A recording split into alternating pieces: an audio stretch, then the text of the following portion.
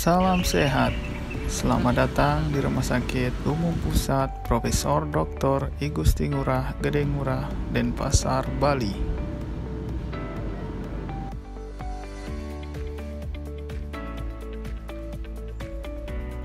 Etika batuk adalah tata cara batuk yang baik dan benar dengan cara menutup hidung dan mulut dengan tisu atau lengan baju bagian dalam, sehingga bakteri atau virus tidak menyebar di udara.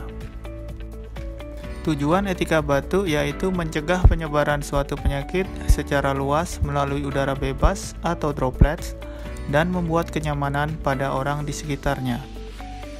Droplets tersebut dapat mengandung bakteri atau virus yang berpotensi menular ke orang lain di sekitarnya melalui udara pernapasan.